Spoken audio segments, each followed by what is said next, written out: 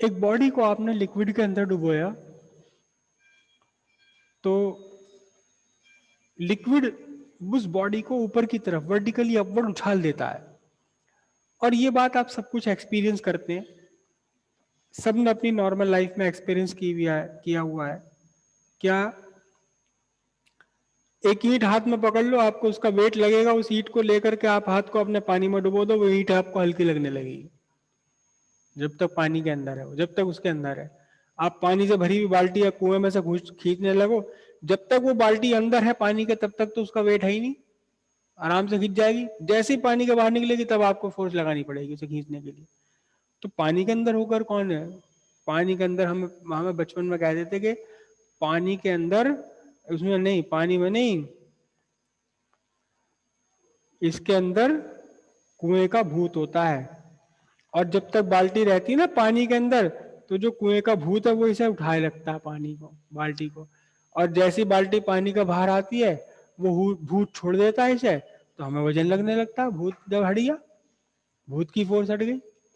तो ये भूत की फोर्स कितनी होती है? मैंने कहा ठीक है, अच्छी बात है बकर, ये तो बताओ ये फोर्स होती कितनी है?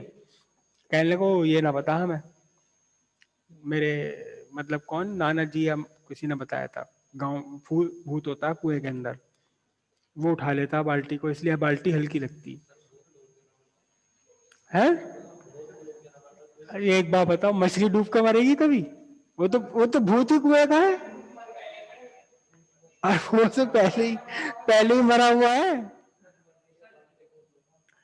तो कुएं का भूत है, कुएं तो घर है उसका, घर में कैसे मरेगा कोई? हाँ जी। देखो ध्यान से, फोर्स ऑफ बियॉन्सी क्या होती है? आर्किमिडीज ने सबसे पहले इसे ऑब्जर्व किया था। आर्किमिडीज का एक्सपेरिमेंट मैं आपको जल्दी जल्दी से बता देता हूँ। आर्किमिडीज ने क्या काम किया? आर्किमिडीज ने एक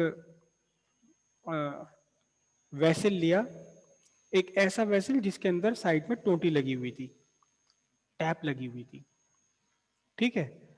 और इस टैप को उन्होंने एक छोटे से बीकर के ऊपर रखा। एक बड़ा बीकर जिसमें साइड टैप लगी हुई है, टोटी लगी हुई है, और एक छोटा बीकर, ठीक है। और इस बीकर को उन्होंने कहाँ रख दिया? इस बीकर को उन्होंने रख दिया था एक स्प्रिंग बैलेंस पर। आजकल तो जो डिजिटल चलता है मामला, लेकिन कभी मेरी रेसिपी वाली वीडियो में आपने शायद देखा हो कि हम यूज करते हैं, एक सुई घूमती रहती है उसमें एक ऐसा कांटा, तो यहां रख दिया इसको उन्होंने। और ऐसे ही इस वाले को भी रख दिया एक स्प्रिंग बैलेंस के ऊपर, दो स्प्रिंग बैलेंस के ऊपर इन्होंने इसे रख दिया। तो ये कुछ शो कर रहा था, लिक्विड भर दिया इसके अंदर, बिल्कुल कहां तक? टोंटी तक, बिल्कुल यहां तक टोंटी तक भर दिया, करेक्ट। इतना भर दिया कि अगर एक बूंद भी इसमें डाल दिया गया पानी तो वो निकल के बाहर आ जाएगा दूसरे में। तो ये तो सर्टेनली शो कर रहा था कुछ ना कुछ वेट, ये तो शो कर ही रहा था। ये कहाँ था? जीरो पर, क्योंकि इसमें कुछ भी नहीं था। चलो इसका तो कोई रोल नहीं है। अब उन्होंने क्या काम किया? एक स्प्रिंग बैलेंस ले लिया। अच्छा, स्प्रिंग बैलेंस तो आई है, हाँ आपने सबने देखी है, जो गैस आपके घर देने आता है उसके पास होती है स्प्रिंग बैलेंस। वो कहते हैं लो दे दो भैया, तोल के देख लो। ऐसे ही तो था, गोल वाला कांटा उसका, गोल डायल वाला, या सीधा सीधा एक लंबा जो इस शेप की होती है एक स्प्रिंग बैलेंस ऐसी। यहाँ पर, यहाँ वो टांग देते हैं सर, यहाँ पर इस वो चलता रहता है एक पॉइंटर, उसे बता देते हैं, है ना। तो ऐसे ही उन्होंने एक, ये तो मेरा भूत भूत मेरे बीच में आ रहा काम के, भूत भाई यहां से हटो। उन्होंने एक स्प्रिंग बैलेंस ले ली, ये वाली जो होती है गैस तोलने वालों पर, ठीक है। और उस स्प्रिंग बैलेंस से उन्होंने हाथ में पकड़ रखा था इसे, एक पत्थर बांध रखा था उन्होंने स्प्रिंग बैलेंस पे, यहाँ एक आड़ा तिरछा सा पत्थर बांध दिया। तो इस पत्थर का वजन था सर्टेन, सपोज मैं कह रहा हूं कि इसका शो कर रहा था 100 ग्राम, 100 ग्राम शो कर रहा था तब जब ये स्प्रिंग बैलेंस पूरी की पूरी, पत्थर ये पूरा पानी के बाहर था। जैसे ही उन्होंने पानी के अंदर डाला, लिक्विड के अंदर डाला, पता लगा ये 80 ग्राम शो करने लगा, हल्का फील होने लगा, इसका वेट कम होने लगा। पत्थर नहीं गड़ा, पत्थर घिस का कहीं खत्म नहीं हुआ, पत्थर वहीं का वहीं है, लेकिन इसका वेट कम होने लगा, एपरेंट वेट इसका कम हो गया है, तो अब भी 100 ग्राम के, लेकिन लगने लगा ये 80 ग्राम का। तो उन्होंने देखा जितना पत्थर को डुबोया यहाँ पर, यहाँ दूसरे वाले बीकर के अंदर जो पानी गिरा ये भी तुरंत शो करने लगा कितना, 20 ग्राम। हालांकि मैं 20 ग्राम गलत बोल रहा हूं मैं, मुझे इसको ग्राम, ग्राम में तो मास होता है, ग्राम में वेट नहीं होता, ग्राम में मास होता है, ग्राम में वेट नहीं होता, वेट और मास डिफरेंट होते हैं, है ना। तो मैंने कहा कि पहले तो शो कर रहा था 100 न्यूटन, फिर शो करने लगा 80 न्यूटन, तो उन्होंने देखा तुरंत ये वाला कांटा जो 20 न्यूटन शो करने लगा। मतलब जितनी इसके वेट में कमी आई उतने ही वेट का पानी लिक्विड इसने डिस्प्लेस कर दिया, समझे। जो अपथ्रस्ट इसने लगाया, इस लिक्विड ने अपथ्रस्ट लगाया, ऊपर की तरफ को लगाया, ऐसे ऊपर की तरफ को उछालने की कोशिश करी, वही भूत ने, जो कुएं का भूत है वो यहाँ बीकर का भूत बन गया, उस भूत ने इसे ऊपर को उठाने की कोशिश करी, संभाल लिया, थोड़ा सा इसने संभाल लिया ना, इसने एक भूत ने अपना हाथ लगा दिया इसके नीचे, तो हमें हल्का हल्का सा लग रहा। तो भूत ने कितना फोर्स लगाया, उन्होंने देखा कि जिस भूत ने, जो ये, इस भूत का नाम क्या है, इस भूत का नाम है अपथ्रस्ट। उन्होंने कहा, देखा कि उतना ही अपथ्रस्ट लगा एग्जैक्टली इसके ऊपर जितना कि लिक्विड बाहर निकल गया, ठीक है।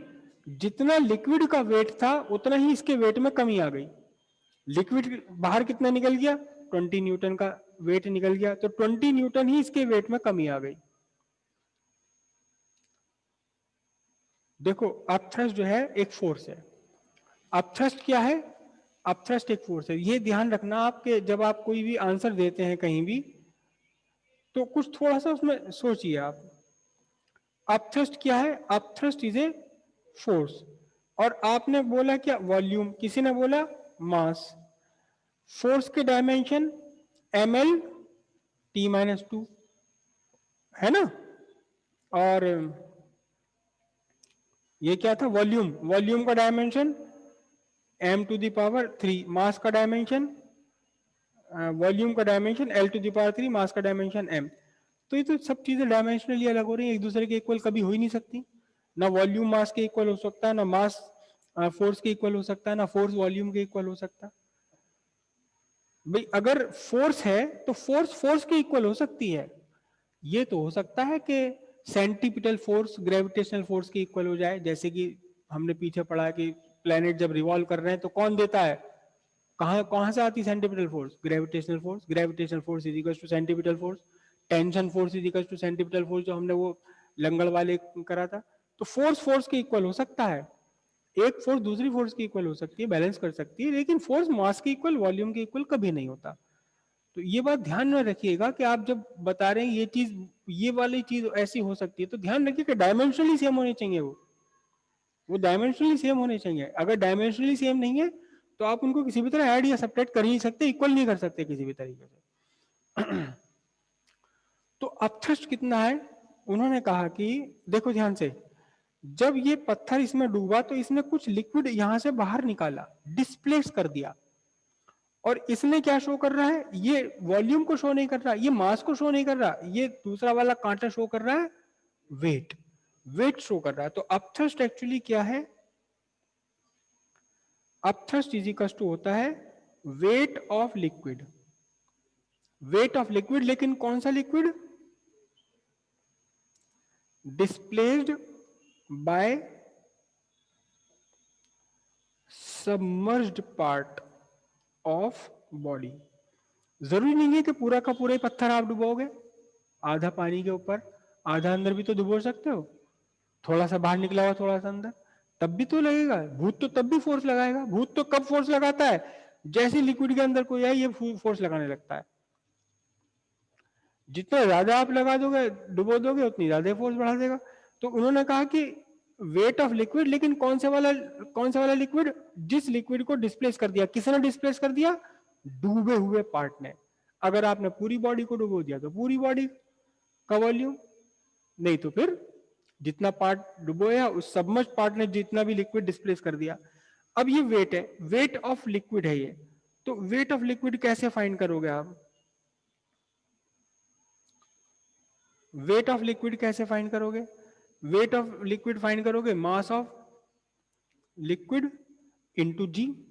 अब मास ऑफ लिक्विड कैसे फाइंड करोगे? मास ऑफ लिक्विड फाइंड करोगे volume of liquid into density into जी।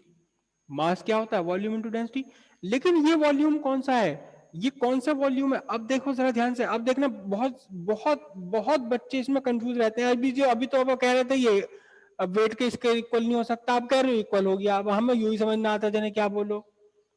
बहुत ध्यान से समझो, हमें फाइंड करना वेट ऑफ लिक्विड। वेट कैसे? Mass into gravitational acceleration. Mass क्या? Volume into density. लेकिन ये वॉल्यूम किसका वॉल्यूम है? लिक्विड का। क्योंकि लिक्विड का मास फाइंड करें तो लिक्विड का ही वॉल्यूम लेना पड़ेगा। लेकिन कितने वॉल्यूम, लिक्विड का कितना वॉल्यूम डिस्प्लेस कर दिया इस बॉडी ने? लिक्विड का कितना वॉल्यूम डिस्प्लेस कर दिया इस बॉडी ने? जितना खुद इस बॉडी का वॉल्यूम था। समझ गए नहीं भाई? आपके एक डिश रखी हुई यहां,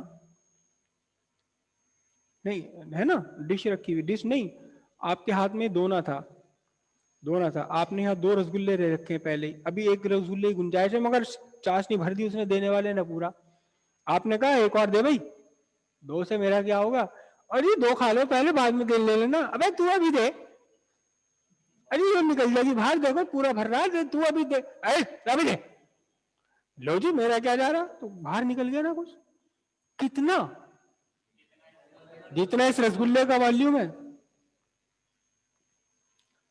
तो यहां हमें लेना है वॉल्यूम लिक्विड का। लेकिन ये लिक्विड किसने डिस्प्लेस करा?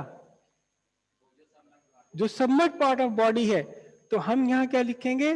Volume of submerged part of body into rho into G. देखो ध्यान से, वॉल्यूम के इक्वल वॉल्यूम ही करा मैंने यहां। वॉल्यूम ऑफ लिक्विड को वॉल्यूम ऑफ बॉडी से सेपरेट कर दिया। अगर बॉडी पूरी की पूरी तरह सबमर्ज्ड है, अगर बॉडी कंप्लीटली सबमर्ज्ड है, तो फिर वेट ऑफ लिक्विड कितना होगा? Volume of body into density into G. मैं थोड़ा कंफ्यूज कर गया भाई। अच्छा देखो, ये मास ऑफ लिक्विड है, तो मास ऑफ लिक्विड के लिए volume of liquid into density किसकी? नहीं, मास ऑफ लिक्विड फाइंड कर रहे हैं तो volume of liquid into density किसकी?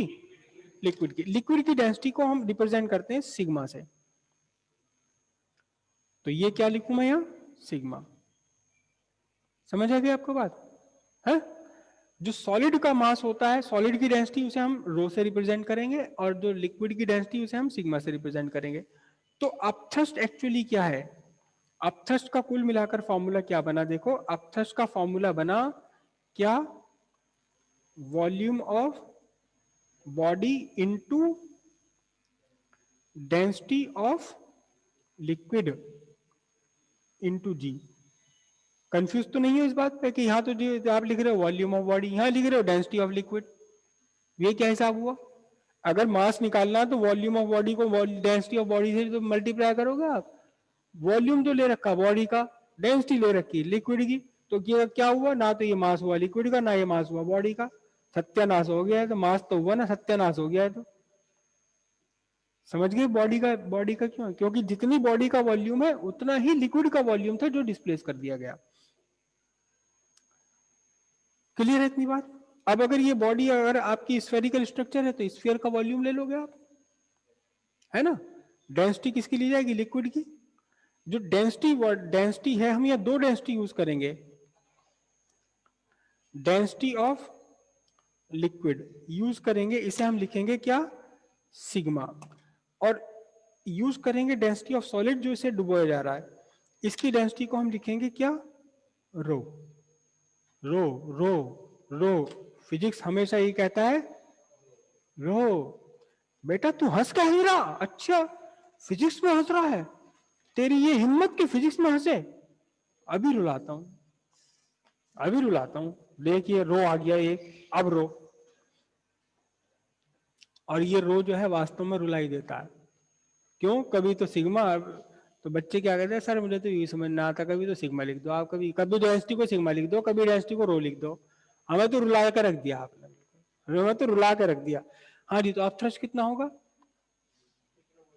बॉडी का वॉल्यूम कितना है, बॉडी का वॉल्यूम बताना जरा, 4/3, 1 मिनट 1 मिनट,